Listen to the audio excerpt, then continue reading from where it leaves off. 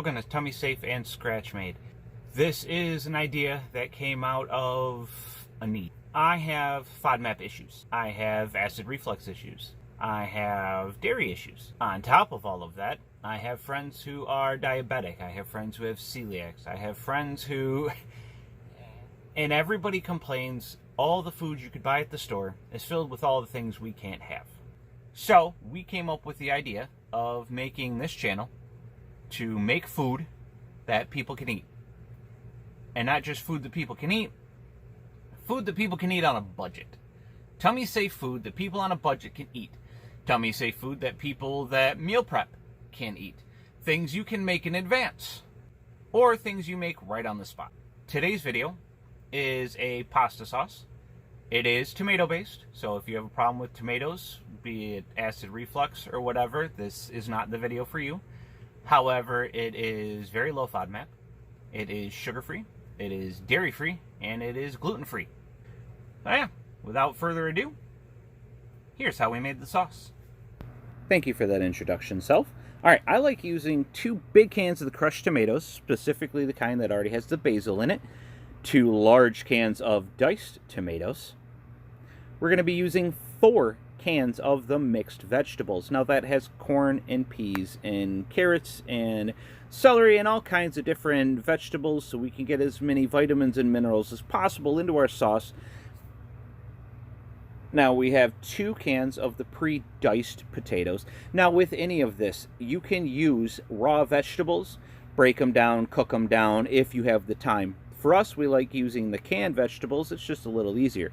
Go ahead and get your crock pot turned on to high, so that way it gets all nice and hot and ready for you. Open up your cans. We got the 2 cans of the crushed tomatoes. Get those opened up. Cheap can opener. Sometimes it's a little bit of a pain. There we go. Get the sauce in there. Then we will move on to the 4 cans of the mixed veggies. You want to go ahead and get all your cans opened up. Come on, bud. Get the can. There we go. Get all 4 cans opened up so we can strain all the water out first. Should I be singing in the interludes? Would you guys like that? No? No, okay, I won't sing. All right. Now, with this can opener, it has the bottle openers. Use that to pry the lid open, and it helps you get the vegetables out a little easier. If you don't, you got to kind of slam it a few times. You can throw the vegetables everywhere. It just makes it easier on you and your fingers if you go ahead and pry it open with the can opener part. Now we're going to go ahead and do the seasonings.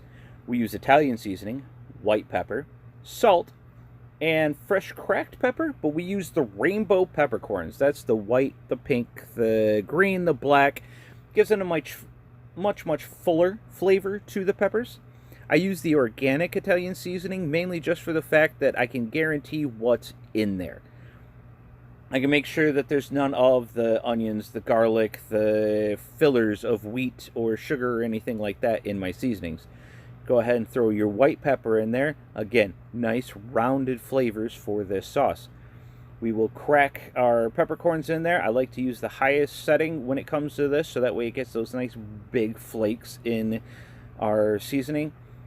And then we'll go ahead and give it a nice liberal amount of salt just to help bind the flavors together. Now, we're going to use one of my favorite toys. It is a stick blender. This thing works wonders for sauces, for soups, stews, things like that. Helps you mix everything together without having to pour it in and out of a blender. Now, one major thing you're going to want to do is first mix thoroughly together. It helps you blend easier, it helps you mix easier, it gets all the flavors together better. It just overall helps if you mix first.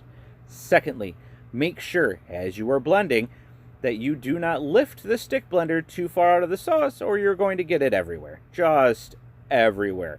I ended up cutting some of the video out because I did just that. Lifted a little too much and got my stomach covered in sauce. As you can see, the sauce gets orange as you mix it. It's kind of evening out all the colors with the veggies and everything. It's not a problem. Once we get the diced tomatoes in there and it cooks down, it'll even out the color of the sauce a lot better. Now we're going to move on to the diced potatoes.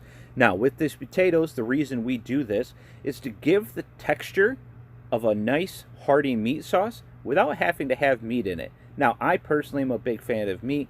However, I know a lot of people that either aren't fans of meat or some that are allergic to meat and can't have that. So throwing the diced potatoes in there, it cooks down and gives you the texture of meat without having to have the meat in there. Now we're going to go ahead and open and strain our diced tomatoes. And as you can see, it's already evening out the color of the sauce a little better. Mix between each time just to make sure you don't overflow. I always manage to overflow because if you ask my wife, I am quite the messy cook.